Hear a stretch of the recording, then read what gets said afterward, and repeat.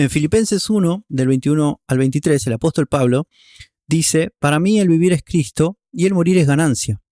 Estas palabras con frecuencia son mal interpretadas y sacadas de contexto para enseñar que cuando uno muere, inmediatamente parte con el Señor, y por eso morir es una ganancia. Pero la ganancia de la que habla el apóstol Pablo acá es otra. En otras enseñanzas expliqué qué sucede al morir según la Biblia y que los muertos ahora no están vivos, están muertos y que están esperando la resurrección futura.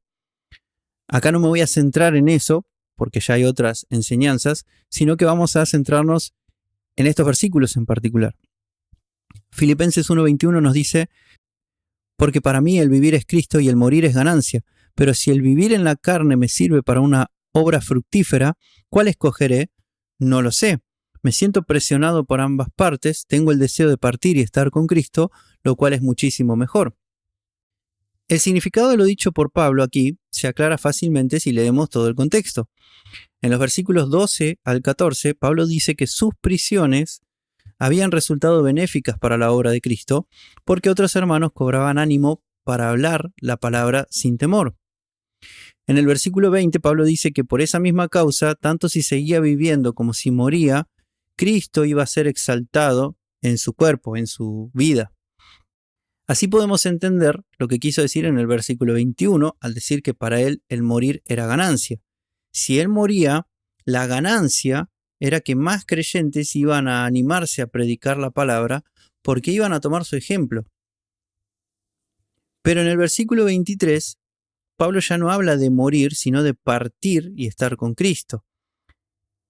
Y acá es donde muchos también malinterpretan, porque la palabra partir en el texto griego es analugó, que significa volver, retornar, regresar al lugar de donde uno partió.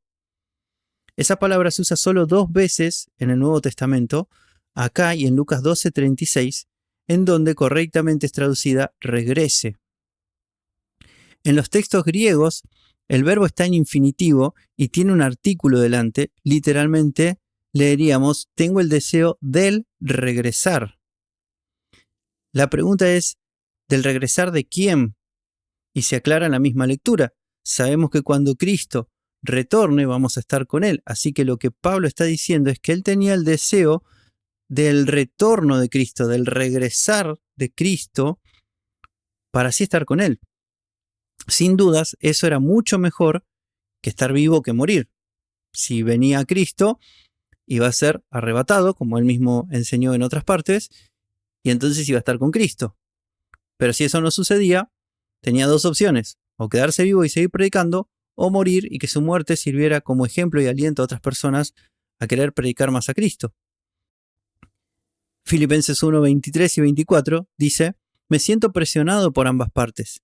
Tengo el deseo de partir, o sea, del regresar de Cristo y estar con Cristo, lo cual es muchísimo mejor, pero quedarme en la carne es más necesario por causa de vosotros.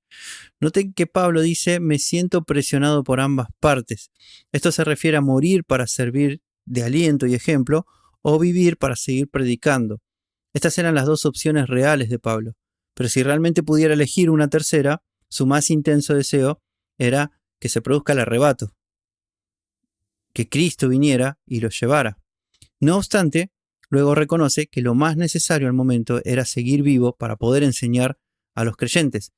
Aunque tiempo después, es cierto que murió, fue martirizado, y eso también sirvió como ejemplo. Sin embargo, lo que podemos ver claramente de todo el contexto es que Pablo no está diciendo que sí iba a morir e inmediatamente irse con Cristo, sino que estaba hablando de las opciones que tenía. Bueno, si tuviera que elegir entre quedarme vivo o morir, elijo lo que sea más útil para la obra de Dios. Pablo está mostrando cuánto era su entrega hacia Dios, que si eso era mejor para que más gente creyera en Cristo, entonces él estaba dispuesto a morir, a dar su vida por Cristo.